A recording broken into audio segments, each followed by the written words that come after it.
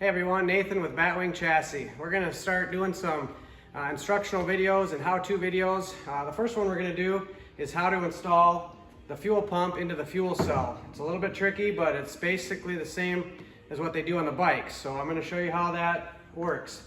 If you go into zoom in here, if you get an O-ring replacement kit, there's going to be two different size O-rings that come with the kit.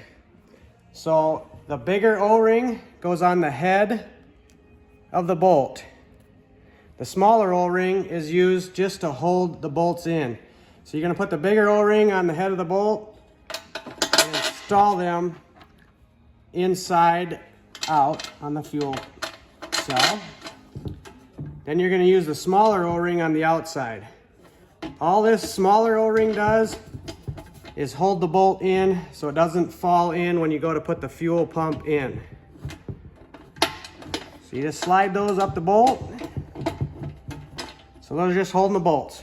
Then I like to tip it up. Take your fuel pump up and you put the bigger O-ring right here. So the pump is gonna seal on this O-ring here and the heads of the O-rings on the bolts inside the tank. Now this is clocked and only goes one way. So this fuel outlet is going to be pointed towards the back of the tank. Okay, so now that we got the pump installed here, your kit should come with 10 nuts, 5 bolts. All right, now make sure your pump is straight and flat. Tighten up these nuts, hand tight.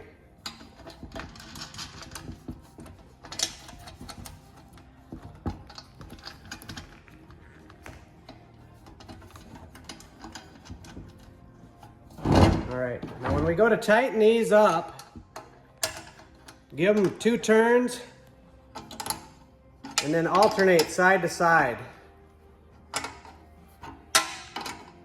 Very important to hold the bolt when you tighten these so it doesn't spin the bolt and tear the O-ring on the inside of the tank.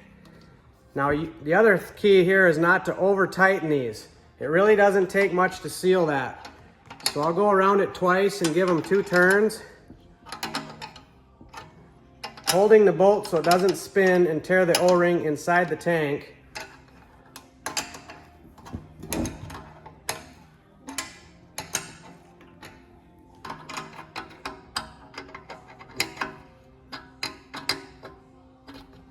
Okay, now all of them are tight. It's not a bad idea to dump some gas in there and check and make sure it's sealed and not leaking. After you've done that, then you can install the last set of nuts. And what this does, since the bottom nut is not very tight, it's just sealing it, this assures that these nuts do not back off. So you'll hold the bottom one and just slightly tighten the top one on all of them. And that is how you properly install the fuel pump into the fuel tank.